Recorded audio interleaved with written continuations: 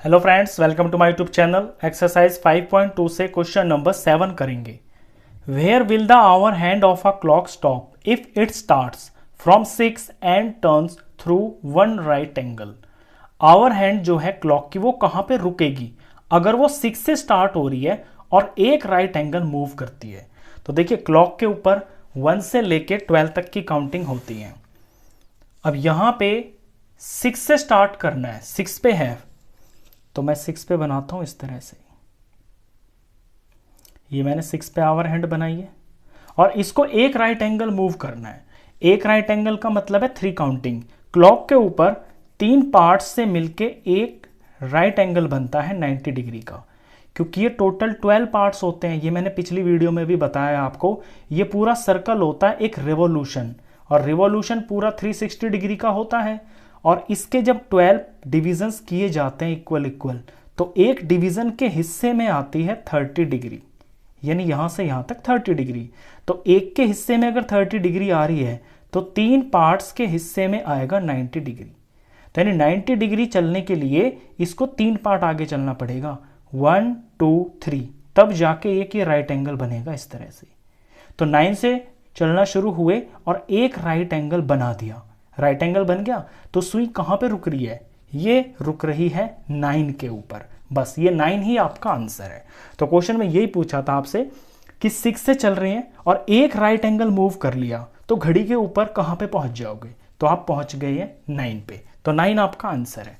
तो इसे आंसर ऐसे लिख देंगे, hand of clock will stop at 9। ये सिर्फ ऐसे भी लिख सकते हैं, इट विल स्टॉप एट 9।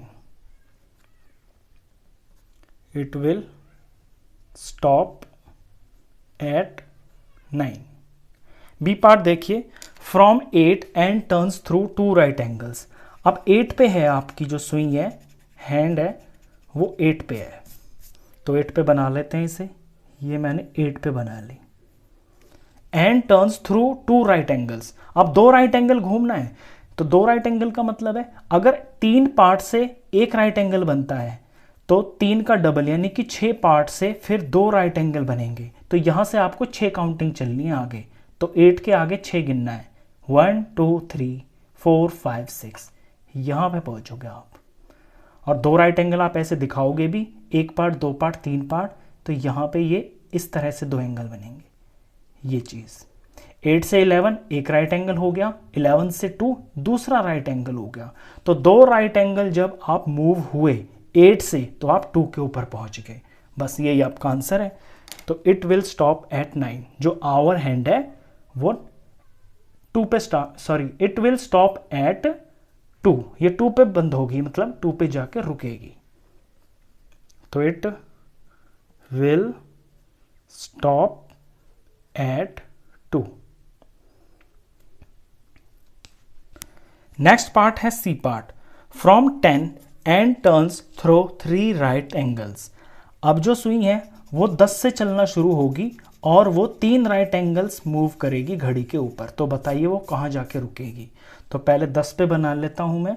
ये आवर हैंड बना लिए और मुझे 3 राइट एंगल कवर करने हैं, तो 3 डिवीजन से एक राइट एंगल बनेगा। तो 10 से 11 12 और 1, यहां बन गया ये एक राइट एंगल।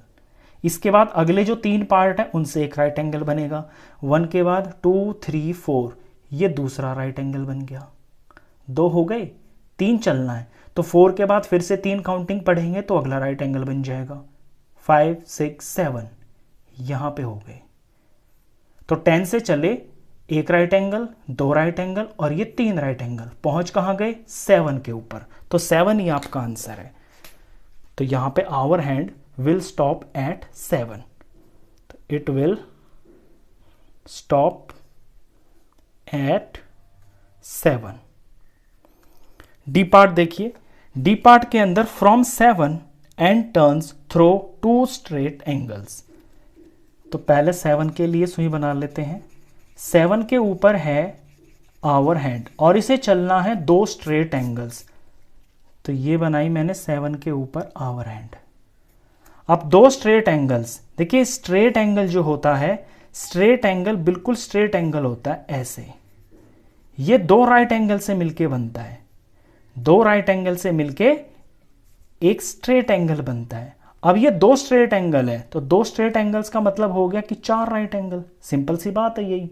तो यहीं से हम चार राइट एंगल्स बनाना शुरू करेंगे। तो चार राइट एंगल बना देते हैं, या हम सीधा सीधा स्ट्रेट एंगल भी बना सकते हैं। स्ट्रेट एंगल क्या होती है, सीधी लाइन होती है। तो मैं 7 से पहला स्ट्रेट एंगल बनाता हूं, तो ये 1 पे चला गया। ये एक स्ट्रेट एंगल है, ऐसे मार्क करना, आप स्ट्रेट एंगल को ऐसे मार्क करते हैं। ये एक स्ट्रेट एंगल हो गया। फिर 1 से और फिर यहां पे ऐसे दो राइट एंगल आप चलोगे। दो राइट एंगल का मतलब है 6 काउंटिंग, तो 1 2 3 4 5 6, तो वापस से यहीं पे आ जाओगे। यानी जब आप दो स्ट्रेट एंगल चलोगे तो एक स्ट्रेट एंगल 180 डिग्री का होता है। तो दो स्ट्रेट एंगल हो गए हैं 180, 180 प्लस 360 डिग्री, और 360 डिग्री का मतलब पूरा का पूरा रिवॉल्यूशन। तो जब आप 7 पे खड़े हो, या ये जो आवर हैंड है ये 7 के ऊपर है, और ये दो स्ट्रेट एंगल्स चलती है, तो ये वापस से 7 पे ही पॉइंट करेगी। तो इसका आंसर होगा it will stop eight 7। It will stop eight 7। Question खत्म। नेक्स्ट क्वेश्चंस के लिए मिलते हैं नेक्स्ट वीडियो में। तब तक के लिए गुड बाय।